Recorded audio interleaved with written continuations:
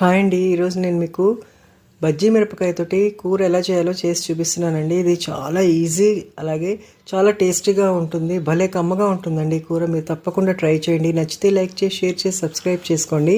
ముందుగా మిరపకాయలని ఇలా 2 అంగుళాల చొప్పున తరుక్కొని వేడి నీళ్ళలో ఒక 2-3 నిమిషాలు వేసి తీసి పక్కన పెట్టుకోవాలి. తర్వాత ఒక ప్యాన్లో పోపు వేసుకుని దాంట్లో ఉల్లిపాయలు వేసుకుని బాగా వాడ్చిన తర్వాత ఈ మిరపకాయలు కూడా వేసి ఒక 5 నిమిషాల పాటు బాగా ఇలా వేగనివ్వాలండి. చూసారా, ఇలా వేగింది కదా. తర్వాత టొమాటో కూడా వేసుకుని బాగా మగ్గించుకొని ఉప్పు, కారము, మన టేస్ట్కి తగ్గట్టుగా ధనియాల పొడి, కొద్దిగా జీలకర్ర పొడి మీ ఇష్టము, ఆప్షనల్, వేసుకుని బాగా కలిపిన తర్వాత మూత పెట్టి బాగా మగ్గిన తర్వాత చింతపండు రసాన్ని, ఒక నిమ్మకాయ సైజ్ అంత చింతపండుని రసం తీసుకుని అదంతా అందులో పోసుకుని బాగా ఉడికిన తర్వాత దాంట్లో మిరపకాయలన్నీ చింతపండులో ఉరుకుతాయి. తర్వాత దాంట్లో నువ్వుల పొడి ఒక 3-4 స్పూన్లు వేసుకుని బాగా కలిపి కొత్తిమీరతో గార్నిష్ చేస్తే కర్రీ రెడీ అండి. తప్పకుండా మీరు ట్రై చేయండి, చాలా బాగుంటుంది.